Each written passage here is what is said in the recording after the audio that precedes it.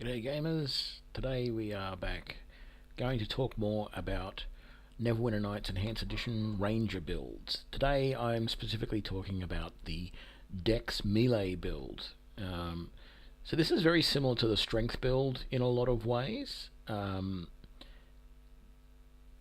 like we saw at the end of the Strength build, this one relies on crit to do a lot of damage. So we'll dive in. I'll talk a little bit first about the pros and cons of this build over the strength build. So the advantage here is that we're only going to really be concentrating on a single attribute. We don't have to worry about having both dex and strength. Or, we will need some strength, but we won't need to pump it quite as much as we did previously. You've also, because your dexterity is high, you can use missile weapons as a backup. Now, you could do it with the previous build as well. The strength build, you could very well have been doing, carrying a crossbow or a longbow as a backup weapon. And I do that all the time. It's useful to get that first shot in when combat's about to start. But I always switch back to my melee weapons after I take that shot. The deck, because this is a dex-based build, you're also going to be better at those dex-based skills like stealth or even parry. So if you did want to do a parrying ranger, this might be the build to do it with. And potentially you're going to have better armor class. But if you remember what we talked about at the end of the last video about armor class, there's limitations to that as well. What the advantage here is that you're going to be able to wear lighter and lighter armor, because as your dex bonus increases, you're going to find that you can move from studded leather down to leather armor, and then potentially from leather armor down to padded armor. And that's a weight saving every time you do that. Padded armor is only, I think, 5 pounds. So that'll work well for you. The cons, the disadvantages of this build is you can't carry as much because your strength's not going to be as high. With the previous build, your strength was continually getting higher and higher, so you could carry a lot of equipment. My recommendation with these builds is to invest in a magic bag of some sort that can hold more. And if you're playing an adventure which gives you the ability to look at a companion's inventory, consider shifting some of the equipment to a companion. If you're picking up a lot of loot in a dungeon or whatever, give it to your companions to carry. But also in this build, you've got less strength, so you're going to essentially be doing less damage. And we're going to be using weapons that generally do less damage, because we're going to be using weapon finesse, which allows us to use our dexterity to hit rather than our strength. But the weapons that you can use with that are smaller, lighter weapons, and they generally don't do as much damage. But if you use the rapier, which is the largest weapon that you can use in that weapon finesse class, it will do the similar crit range to a scimitar. So the scimitar and the rapier are the same side of the two sides of the same weapon. One is dex focused, the other is strength focused. So those are the pros and cons. So let's go into another build. We'll go into the Neverwinter Nights primary campaign again, not that it really matters. Again, going through all of this, gender doesn't matter. Race, okay. There's only a couple of races that are going to work really well for this. You could use any race, because no races have penalties to dex. Okay? So you can use any of the races without any real problem. But the ones that are going to work the best are, again, human, because you get the extra feats. And that's the biggest thing here, because you're going to have to use a feat to get weapon finesse, like we did with the exotic weapons. You're going to have to use a feat for that. So, and you'll need that straight away so that you can be using your dex straight away to hit rather than using your strength, because your dex is going to start higher than your strength. So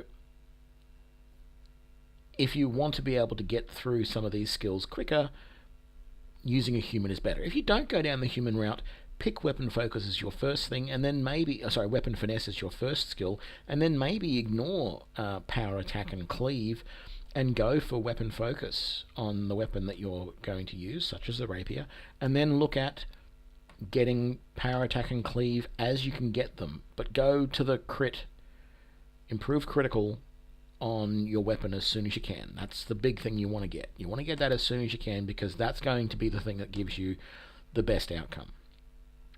Cleave will work well alongside that, but if you take a little bit longer to get cleave, don't worry. Just get your weapon critical set up first, and you need to have weapon focus on that weapon before you can get the critical. Elves work well because they get a dex bonus.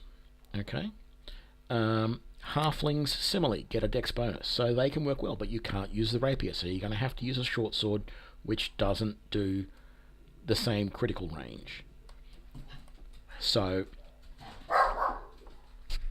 you're going to potentially have a problem there.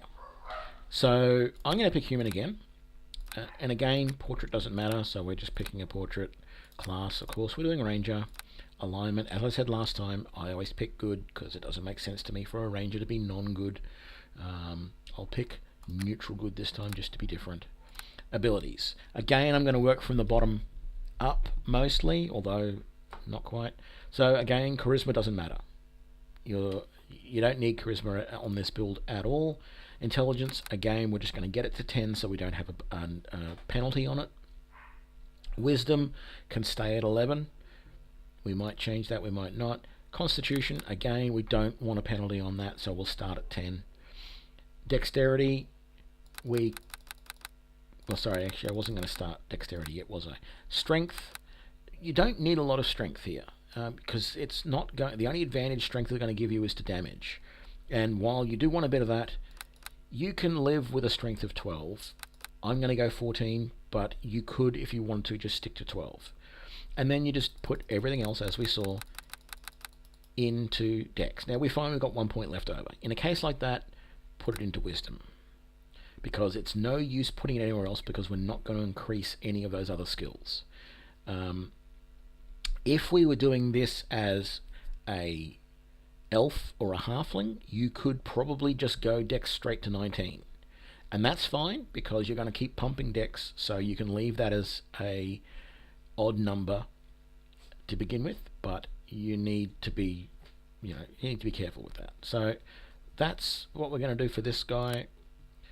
Package, again, we'll configure that. I've been through these before, these skills. There's really no change, with the exception that this may be the time, if you want to play around with parry as a skill, this may be the time to do it, because you're going to have an ever increasing pool of Dex to go along with that, and that's going to help. So you might want to drop something like Law and use parry instead. But remember, as I said, parry only works when an opponent is attacking you. If the opponent that you are if no opponent is directly attacking you and they're only attacking your companions, and you turn on the parry skill, you'll stand there and do absolutely nothing. You need to turn it off at that point and then click on your opponent and attack them. As soon as they switch focus so that they're attacking you back, you can then switch to parry mode, and you will be parrying their attacks. But that's the problem with parry. You don't attack at all. All you do is parry and riposte. So be aware of that. So I'm just not going to pick anything in that. We'll talk more about the available feats. So what we want here is weapon finesse, and so we'll have a look at that description. Base attack, you need to have base attack bonus of +1 or higher, which we have as a ranger.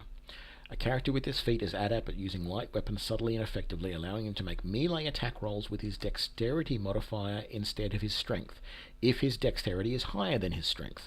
You wouldn't pick this skill unless your dexterity was higher than strength, so that doesn't quite make sense. But automatic when using any of the following weapons: dagger, hand axe, kamar, kukri, light hammer, mace, rapier, short sword, sickle, whip, and unarmed strike. So you're going to want to focus on rapier for most races, short swords for the small races, halfling and gnome, if you're going to use them. You might, at first level, use a rapier and dagger combination just to make sure that you don't get that extra 2 points of attack bonus penalty that you get if you're using two weapons that are medium sized. You won't have that penalty, I don't think, if you're a small race and you're using short sword and dagger, or even if you can, as a human, you can decide to use short sword and dagger, and I don't think you get that penalty. But if you're going to use rapier, when you use dual rapiers, be aware that you do lose a couple of points of attack bonus, because they're both medium-sized weapons. You may want to switch back to a dagger. And just initially, you only need it for the first few levels, just so that you hit a little bit more often. Once you get beyond a certain point, though, usually around level 4 or 5, you stop noticing that it's a problem, and so dual wielding your rapiers at that point is fine. Yes, the idea of dual wielding rapiers sounds weird. It does to me as well. That's fine. It's a fantasy game. Go with it. So that's the first skill I'm going to pick. As I said, you can pick power attack and go for cleave, or you can straight up go for your weapon focus on whatever weapon you're going to use. So rapier, for example. And then at level 3, when you get your next one, maybe do power attack then. And then at level 6, when you get the next one, you might be able to go to improved crit, or you might not be able to go to it at that point, and instead you'll go to cleave, and then at 9 you'll go to crit. It just depends. Favorite enemy, again, this is the same as what we talked about last time. It really doesn't change with the focus on dex based as opposed to strength based characters. Pick your favorite enemy based on what adventure you're doing and what works well. I'm just going to pick goblinoids again because that's a good option for that. Animal companions, choices of animal companions isn't really going to change much in this either. You're going to want to pick something that is a little bit beefy, but you also could look at as I said, the panther is a good option. It does a sneak attack, which is interesting, and which gives it a lot of extra damage, but it doesn't always survive as long, so you might want to take that into account. But one of those ones that I mentioned last time, so the dire wolf, the bear, and the boar, they're 3 good options. Either any of those 3 work well, or you might look at the panther as another option. Most of the other ones really don't do a lot. They're not quite as efficient and powerful. A lot of them have very low hit points, things like that. So that's the build, basically. The final step is to customize the look, and we're not going to bother with that. I will, like I did last time, I will show off a character that I had built previously. So again, it's playing the this was a character playing through the Pirates of the Sword Coast module. We're at the same point. We're at the dragon near the end. And let's just have a look at this character. So we're using 2 rapier plus 2s like we did with all the other ones. And we can see here we've got improved crit. If we have a look at our skills here, we have got cleave. We managed to get that. We've got dodge. We got improved crit in rapier. And we did our weapon finesse and our weapon focus in rapier. Those are the main feats that we had picked throughout this. So the crit chance has gone from the standard crit chance of 18 to 20. It's now at 15 to 20. And you can see our dex, because we hadn't had to put... We started with our dexterity at 18, which was a little bit higher than what our strength was in the strength build. The strength build was 17 when it started, so we started a little bit higher in dex, and strength was a little bit lower. But our attack bonus here was 20, whereas in the previous characters it was 17 or 18. So we're actually getting a little bit better attack bonus out of this, but we're not doing anywhere near as much damage as what we were with the two-bladed sword. So we only got a +2, where we had a +4, I think, or a +6 there previously, and we're only doing 1 to 6 points of damage, which is comparable to the scimitars, but not comparable to the two-bladed sword, which was 1 to 8. but it's the crits. So this is 15 to 20, and if I now switch to the actual set of weapons that I had here, these are two keen weapons. So they're both doing 12 to 20 of damage. 12 to 20, sorry, in the crit range. So if we now take this, that is, as I said before, that's 45% of the time. Any hit, 45% chance it's going to crit. And the crits are not going to do as much damage as you might like, but just the sheer volume of crits will be enough that you will be pleasantly surprised with it, and it's a very pleasant build to do. And we can see here now that our armor class is 25, and if you remember from the previous examples, that's pretty much what our armor class was previously. So what I mentioned last time about armor class still holds up. So we've now gone down to the padded armor because our dexterity bonus is 8, so we're getting now 9 points of armor class here from padded armor. We're using all 8 points of our dexterity bonus there, but the armor only weighs 5 pounds, so that means we aren't carrying anywhere near as much as we were before. And as I mentioned, I've got the bag of holding here, which, you know, basically anything chucked in there weighs nothing, and that's nice and handy. I don't have anything in there at the moment, but it's nice and handy. You're raiding a dungeon and you're picking up a whole heap of stuff. You just chuck as much of it as you can in there, and if you can afford it, you could buy 2 or 3 of them.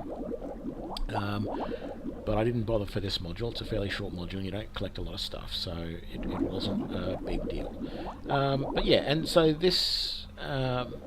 You know, this build's got a lot of dex items on it, so this Necklace of Elves gives you an extra +2 to dexterity, which is why the attack bonus is that little bit higher, and